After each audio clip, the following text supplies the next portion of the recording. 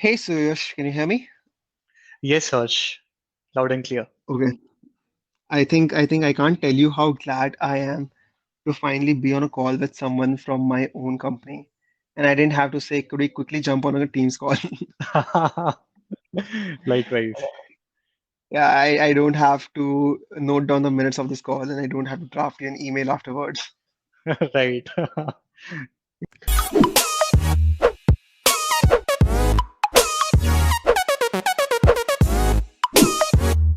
All right. So, hey Suyash, welcome to the podcast. Thanks a lot, Harsh.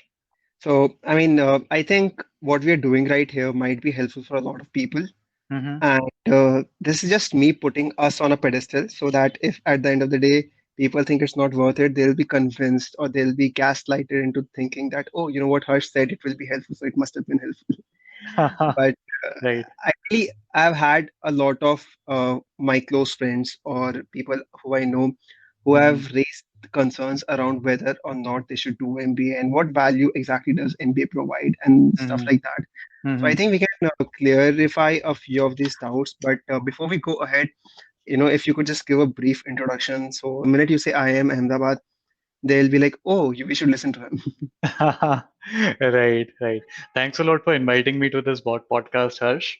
I am Suyash Agrawal. I am currently a product manager working with Microsoft. Before joining Microsoft, I completed I was pursuing MBA from IIM Ahmedabad. And before my MBA, I was working with NVIDIA graphics as a tools developer. So my journey has been very fruitful. I've learned a lot through my professional experience, and I hope that today's conversation also helps our listeners. Yeah. So one great point that I'll start and address right away is uh, there's this very false idea or Hmm. false stereotype that people generally go for MBA when they either do not have a fulfilling job or when they, let's say, don't get placed after their primary degree or their bachelor's. Hmm. And as we just learned, you were working with NVIDIA tools team, right? Which is, I think, which is a great place to be after your bachelor's. It's a very good company and it's a great profile to be in. So, Hmm. what actually, pushed you towards getting an MBA? What was the driving factor for you? Hmm. That's a very good question, and I'm sure that most of our listeners who would be in the same boat would definitely benefit from the answer. So let me first talk about my journey with NVIDIA. I spent 5.5 years with NVIDIA, and during my journey, I got a chance to work with a lot of cutting edge technologies. And the products that I worked with were new and gave me a chance to learn a lot. Over the 5 years, apart from my work, I also led a lot of activities such as CSR local and CSR global that allowed me to use some of the other skills which I believed I had. Like I really felt that I can manage some projects. So through these extra work, I was able to utilize those skills. So 5 years went by. I realized that I've learned a lot, but I was a bit, what do you say? I was restricted in a specific domain, right? I did not get a chance to move beyond it. I really thought that probably internally I can switch teams or probably I can apply to different kind of roles to learn more. But I realized that there are some kind of more skills. Like I really felt that I can manage people in a much better way. So I thought that why not I learn these skills first and then try to get into the role that I want to. That's where I thought that I should go for an MBA degree uh, which will allow me to learn about different domains such as marketing, finance, operation, etc. At the same time, which will also give me a pedestal to launch the second phase of my career. By the time I completed 5 years, I also knew that the next goal or the next role that I want to take up is that of a product manager. So I thought that I've gained considerable amount of experience in the industry, and this is the right time when I should take a plunge and change the gears. That's how I decided that I should do an MBA, and that was the primary reason. So I think another great call out here is that you had spent 5 years in your company, and it's a common misconception or it's a very difficult decision for most people to have that kind of experience and think about going back to completing their or pursuing higher education. The reason being, one is that, and being in an Indian society, this comes in as a major concern where you have to fight the urge to say no to the monthly salary that comes in. And then on top of it, you have this additional expense of the tuition fees and whatnot. And it's a very, and being when you're in a good place, it becomes a barrier of sorts because you are already in a good place, and while you can be somewhere better, you're afraid of what are the chances, like the odds that things don't play out well. For example, if let's say someone left their job in 2018 to pursue MBA, right, and by the time they were done it was 2020 and there was a pandemic. Okay, and now I know pandemic is not something which is a foreseen circumstance, but then anything could happen and there's uncertainty. Let's say they do not get a job or they do not get placed in the right institution. There comes a degree of fear or that insecurity that comes in, right? So it's, but at the end of the day, I think if you're doing it from a reputed institution, and if you like, you do need to have that certain faith or belief in yourself to go and pursue that line. Right. Harsh, that's a very important question which you raised here. When you were asking me, I got nostalgic and went where I took this decision to pursue an MBA degree. You're absolutely right that people do face such a dilemma that whether they should do an MBA after working for so many years. At the same time, they would also have to lose the opportunity cost for the amount of time that they will be pursuing their degree. Uh, this is very natural. And over the past few years, when I spoke to a lot of my colleagues in my past company and my present company, I realized that most of the people want to pursue this degree, but because of reasons such as the ones that you mentioned, they are unable to move forward. What I believed during my time is that I would definitely, regardless of the job, regardless of whether I get a job or not, I would definitely learn a lot. My drive was to get out of the shell that I was enmeshed in. My drive was that I would learn something more than the technologies that I was working with, right? So that drive is something which pushed me out and which gave me the force to move forward. I believe if someone is facing this dilemma, I would just suggest that just think about the learnings that you will have out of that program. It is absolutely right to say that you should pursue these kind of programs from reputed colleges or reputed schools. But at the same time, it is very important to understand that the biggest takeaway for any student to for from all these programs is the kind of learning they will have. Okay, so if that's the mindset which the student or the person moves ahead, I believe that would be really helpful. True, because I just want to add another point from my personal experience.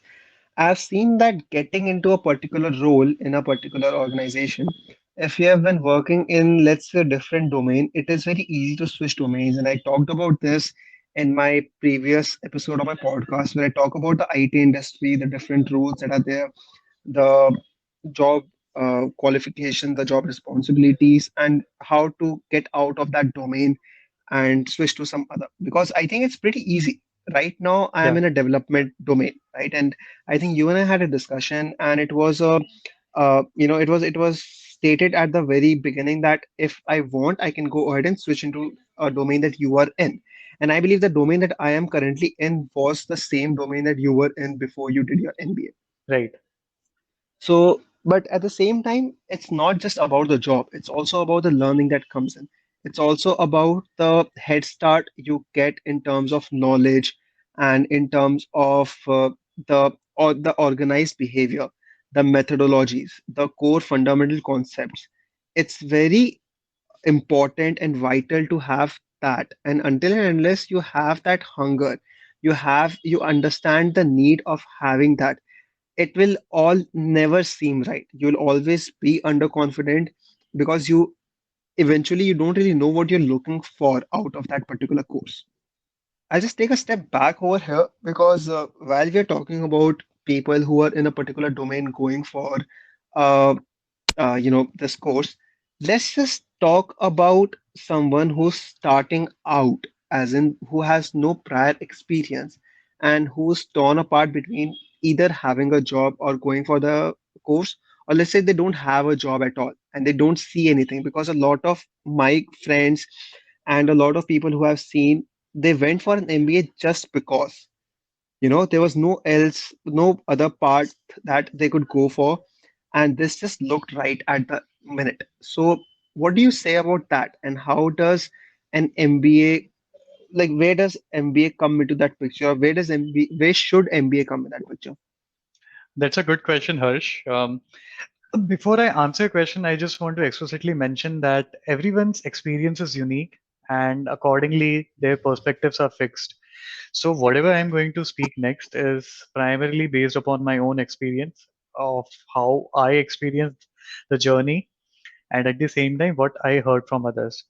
So, what I Hmm. believe, if someone is in such a state where that person has to take a call whether that person should go for an MBA or not before experiencing the corporate world, I believe that person should definitely take a step back and think why MBA degree is needed at that time.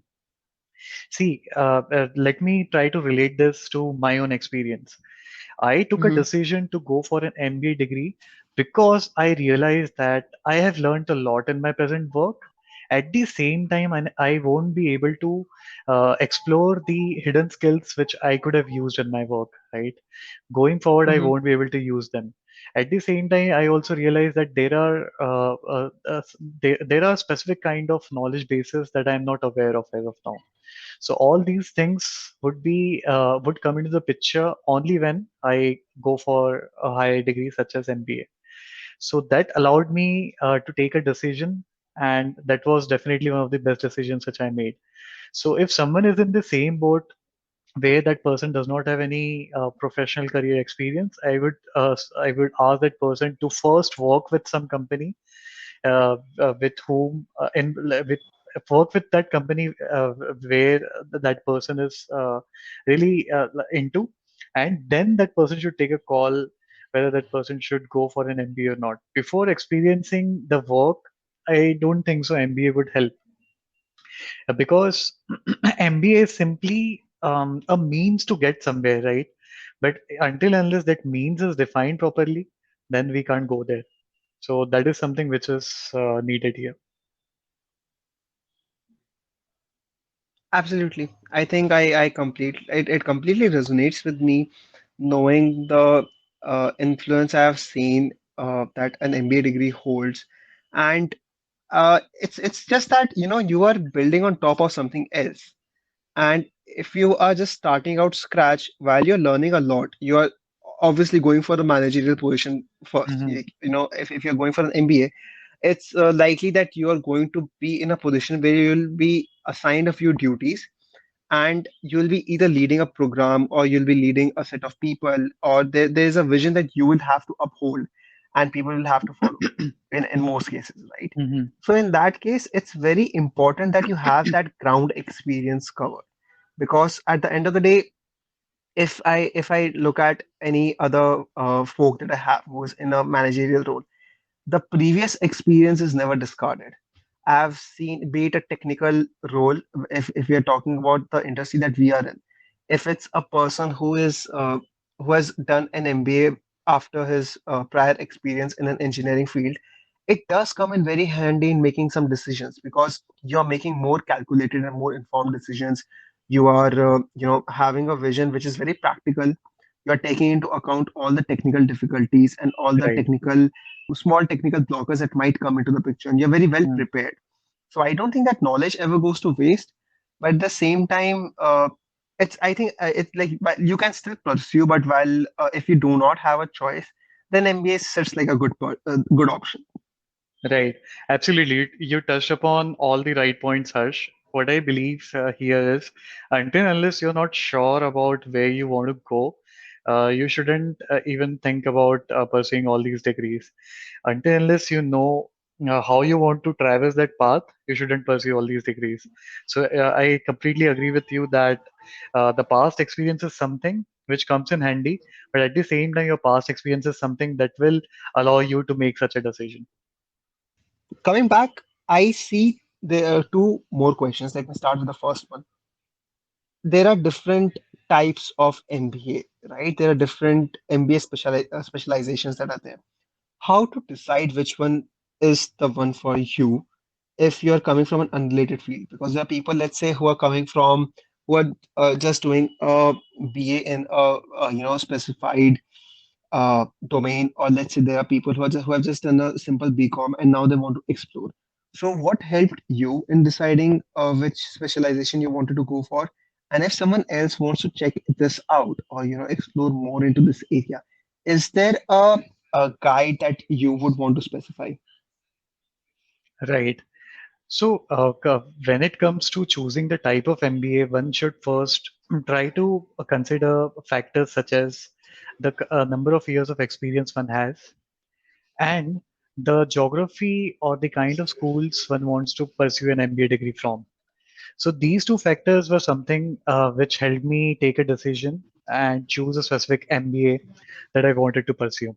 First is based on my work experience, that is 5 years. I really thought that I should go for an executive MBA from Mm-hmm. either Indian schools such as IIM Ahmedabad, Bangalore, Calcutta, or ISB, or from some of the schools outside India.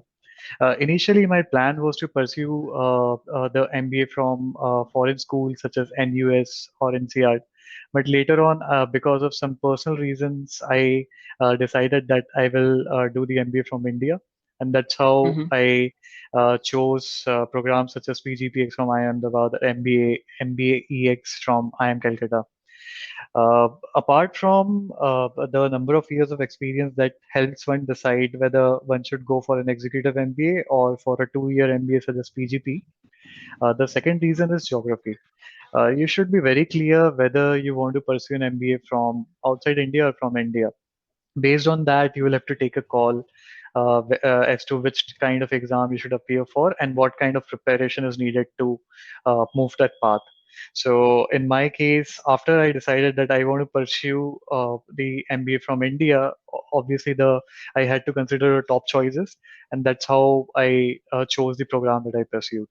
So, Mm-hmm. summarizing the answer, I believe the number of years of experience which one has and the geography are two most important factors which one should consider before taking a call as to which kind of program one wants to pursue.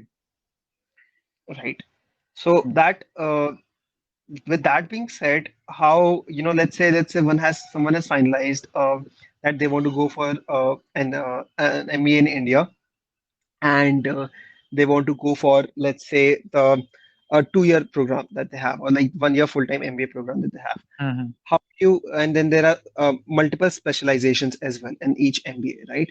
How do you Mhm. research about that, and what are the factors that help you consider into this? Is it just going through the syllabus that's enough, or do you also look at the market demands and other factors? Okay.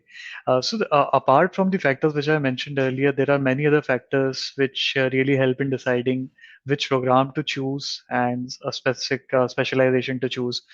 First factor is obviously the brand name of the school. After Mm-hmm. you will graduate from a specific school, that brand will definitely help you. It will help you Mm-hmm. with networking. It will help you with in many other ways.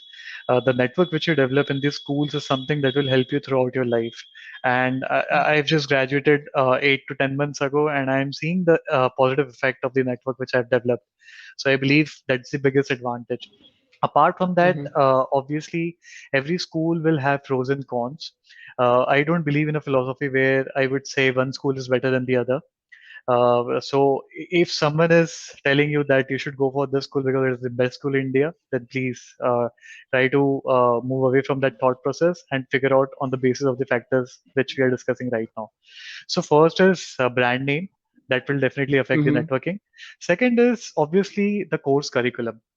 You need Mm-hmm. to deep dive into what will be taught to you during the curriculum time that you will spend in the college or the school, whether that curriculum will help you learn all the things that you really wanted to before getting in the program. Please note that we are not talking about a job here. We are not talking about how you will get the next job which you always intended to get into. We are primarily talking about learning about all those domains that you always wanted to.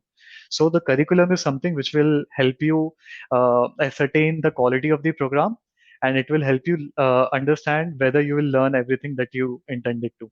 So these are the two factors which we can add to the initial factors to determine whether the program is good for you or not. Right.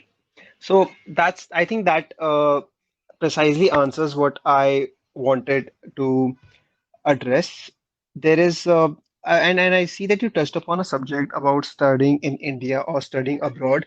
Hmm. And I'm not touching more into it because we have another episode here, which is studying abroad. And if someone wants to know more about it, you can just go ahead and check that episode out on my channel.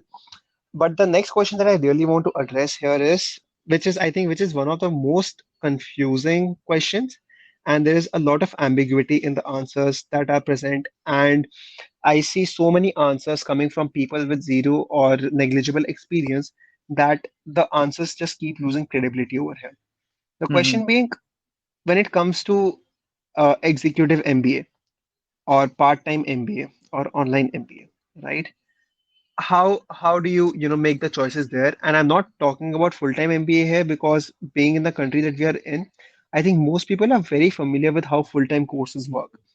But executive MBA or part-time MBA or online MBA is something that people do not have a lot of faith in because they do not operate at the traditional way, or they do not work in the most traditional way of the rest of our courses. Let's start with addressing online MBA first because I think you and I share the same outlook on that. Hmm. Okay, so this is a very important point because this particularly concentrates on awareness. What I believe is people are not aware of these kind of programs. They don't know Mm, what the major differences are when we talk about these programs. See, when I said I wanted to pursue a 1 year executive MBA course from India, and if I will share this with family friends or someone who knows a bit about this space, that person would say that I am doing a distant course, or I am doing a weekend course, or I am doing an online MBA. So basically, most of the schools nowadays are following a curriculum where people or students get a chance to pursue a residential course from the college. Okay, so when hmm. we specifically talk about online MBAs, you will not get that kind of experience. You will not get the experience of spending time in the college, learning directly from the professors. At the same time, the kind of connect you want to develop with your cohort is something that would be missing. So online MBA is something which is a bit similar to the massive open online courses which we see around, right? The MOOCs which we see Right. around. So there won't be much of a difference, and the kind of value you want to get out of that program would be very less. So having said that, I believe online MBA is similar to the other kinds which we mentioned. If someone Hmm. wants to really take this path, I would ask that person to sign up for a residential course. Right. So another point that is very much talked about are like, is the online MBA degree equivalent to any other MBA degree that you're getting? I mean, let's take all the rest of the topics out of the matter, right? I get it, the learning part is there and all those things are there. But let's say at the end of the day, because for most people, this is what matters, right?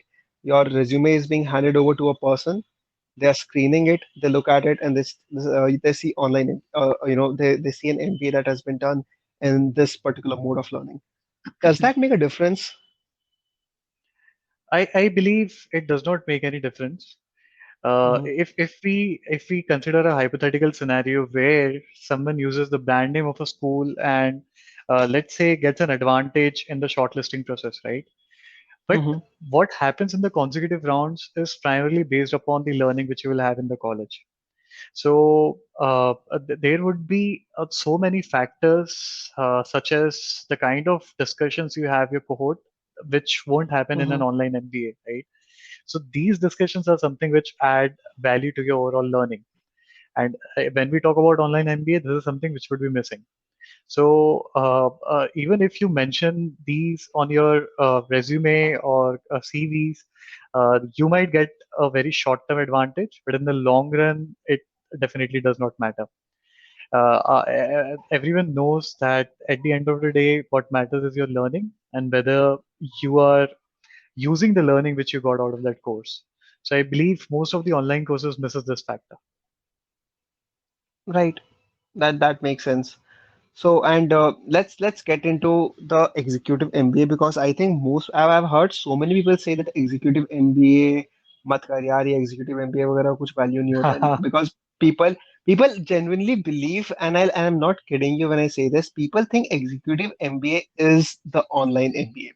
Okay, it's the Right. same as online MBA because it's just that the 1 year thing comes in and the word executive comes in. So it is like this particular MBA appeals to executives who are still in the working Hmm. industry and they Hmm. can do it alongside their job. Hmm. That's a good point. See, executive is just a term which is used for the program. Okay. So let's say Hmm. I did MBA X, right? So that is Masters in Business Administration for executives. But the Hmm. meaning of this term for the program is primarily an MBA degree for those people who have had some past experience in the industry. Okay. Hmm. So this is unlike the regular executive programs where executives with 15 years or plus or 20-year plus of experience would come together and do a weekend course or do a course that happens for a limited period of time. So, why people believe that executive MBAs are online MBAs? Because of the reason which I mentioned just now. And second reason is because these programs are a bit new.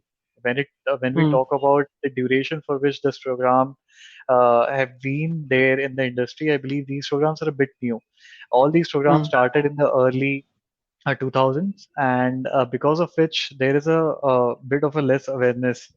So I believe awareness is something which is making people say that these executive programs are online MBAs, and with time I'm sure that gap is being filled. The more these Hmm. programs are like the more these programs are staying in the industry, the more the more students are graduating from these programs, the better is the awareness happening for these programs. So I believe with time that will change. But just to clarify it, obviously these kind of programs are not online MBAs. Right. And just to add this, the minimum amount of experience required for an executive MBA, I think it's five, right? 5 years of experience is the minimum you Four need. years for IIM Ahmedabad and 5 years Hmm. for other colleges. Right. So, Suyash, I also wanted to understand and ask you the theory between the kind of exams that you have to go for based on the course that you're pursuing. I Hmm. know previously on the podcast you said that before going for anything, you have to finalize where you're doing your exam from and what kind of course or program are you enrolling yourself for. Hmm. But do exams that you give, let's say you're going for an MBA in India only, Hmm. and you have these multiple options. You have a full-time MBA, you have online MBA. Depending on the kind of MBA you go for, does the exam differ? And if yes, then how does it work? If you want to go for a 2 year full-time program, you will have to appear for CAT.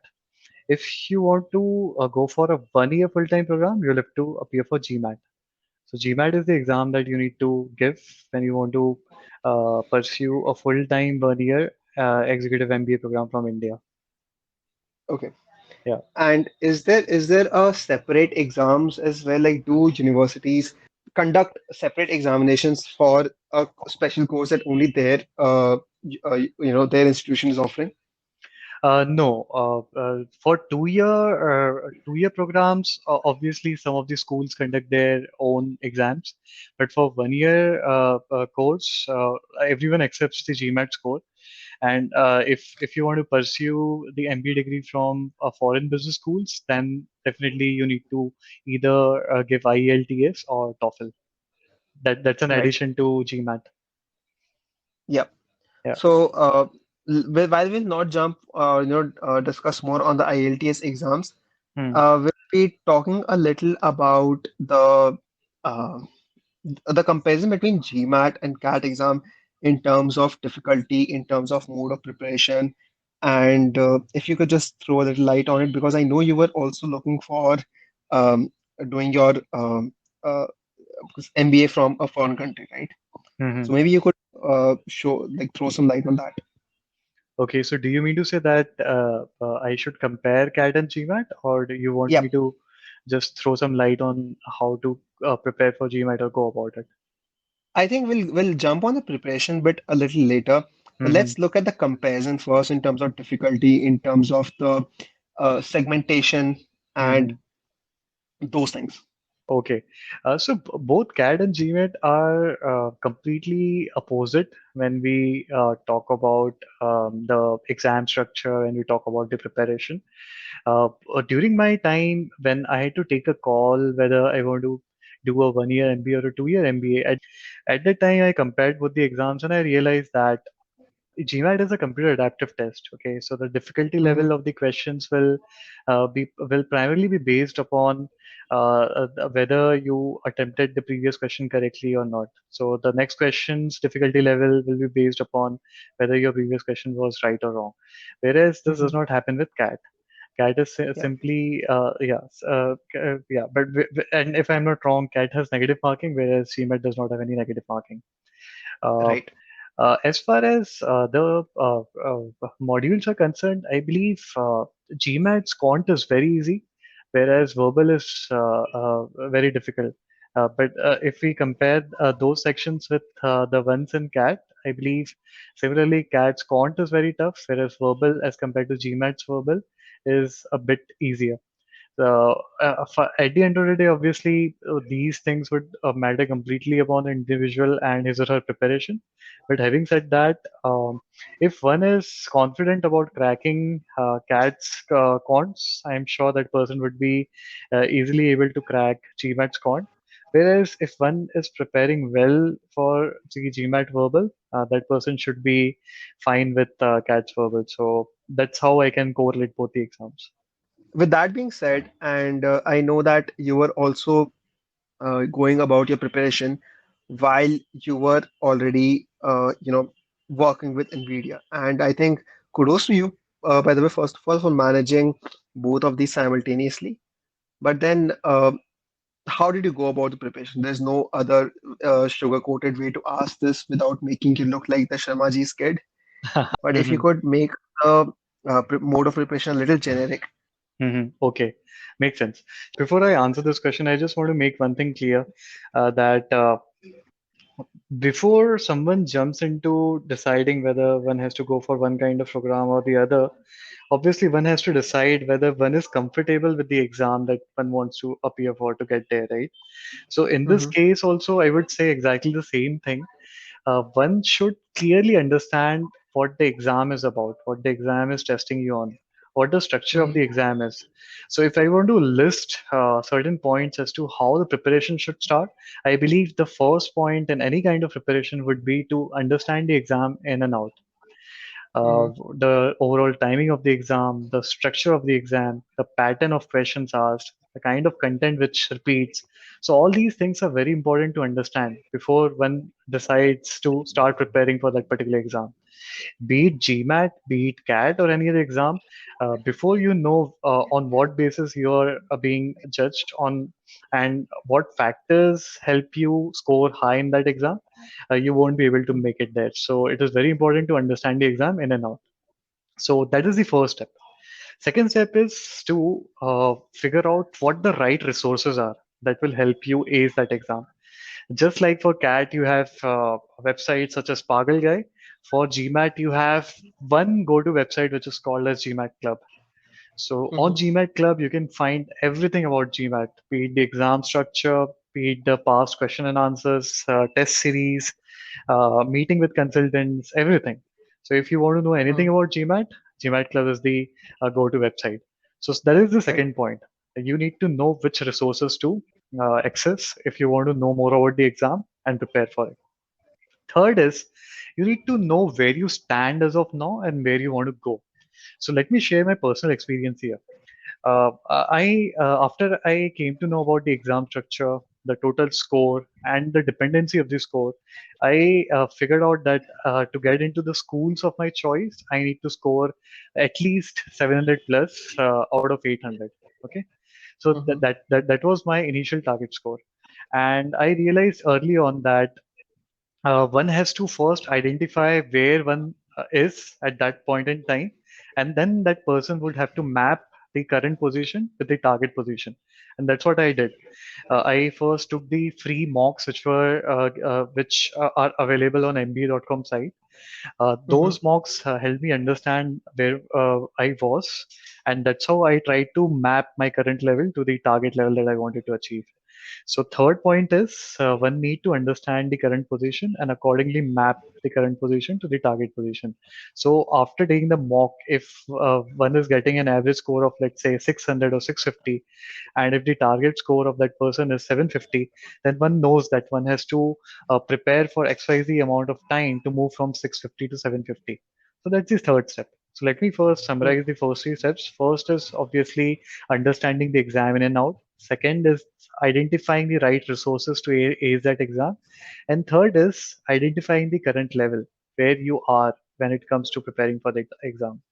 So after I completed these three processes, I had to concentrate on the fourth point, that is the amount of time needed to crack that exam.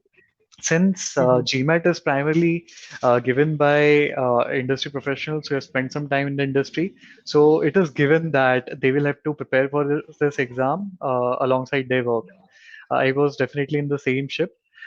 I had to decide how would I be able to move to my target score from my current score. I realized that it would take me around 3 to 4 months to prepare for the exam, to give the mock test, and then appear for the exam. And that's what I did. I identified that it will take me 3 to 4 months to get there, and accordingly, I chose my exam date. So this is the fourth point where you need to uh, identify the amount of time you would require to move from your current level to your target level.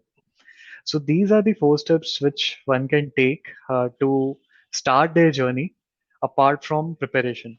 So if I move to the preparation stage, obviously the preparation will change from one person to another, be it the calendar preparation or be it the resource preparation. So I don't know whether you would want me to touch that particular point or not. No, no, please go ahead. Please go ahead. Okay. So if I talk about preparation, one will come across a lot of resources on GMAT Club. There would be many online platforms that would help candidates prepare these sections such as quants and verbal, as well as other sections such as AWA and integrated reasoning. One needs to understand that all these platforms which are there are competitive and would definitely help one improve their current level. But what matters at the end of the day is the simplicity of these platforms. So if you, let's say, if you come across a platform such as EGMAT, which will help you prepare for sections such as cons and verbal, you need to understand whether the way with which the topics or the concepts are taught on the platform are simple to understand and whether they will help you quickly get there. So I took exactly the same path. I skimmed through different platforms and understood that EGMAT is something which would help me get there. And I chose EGMAT, prepared for verbal from there, and practiced their mocks, which I got from their platform. So that is the practice material I used. Yeah, I forgot to state one thing earlier, that one also needs to check MBA.com from where I got the free mock test, right? So on MBA.com you would come across resources such as official guide. So official guide is something which one should have if they want to know more about the exam. At the same time, if they want to prepare for the sections which are part of this exam. I So think so. That's it. I've that covered everything. Yeah, I think that's very well summarized, Suyash, and I love the fact that you have, structured your answer. Just for the listeners, I want you to know that you don't have to pause at every timestamp and note these resources down. I'll Hmm. be adding all these resources in the description of my YouTube video, and you can Hmm. access it from there. So, With all that being said, Suyash, I think I have this another question in mind. For someone who is, graduating fresh out of the college, what are the MBA program options that are available for them? Okay. If someone is graduating fresh out of college, the one-year MBAs are out of the question because they Hmm. have a prerequisite of 4 years or 5 years. So if we are talking about India, they will definitely have to go for 2-year MBA programs from elite business schools such as IIM Ahmedabad, Bangalore, Calcutta, or some other business schools such as XLRI or IFT, right? Hmm. So if someone is fresh out of college and if they really want to pursue this path, then they will have to appear for CAT and they will have to get into one of these elite colleges. Yeah. So I think that settles it. Suyash, do you have any closing thoughts, or is there a question that you get asked a lot that you'd want to bring up? Right. One question which I come across very often is which school is better? Is IIM Hmm. Ahmedabad better than IIM Bangalore, or vice Hmm. versa? Is ISB better than IIM Ahmedabad? This Hmm. question was asked in the past. This question is being asked, and this question will be asked in the future. What I want to tell to the listeners is that not every person who is answering this question has gone through all these programs at the same time at the same time, right? So not everyone knows what these programs are, right?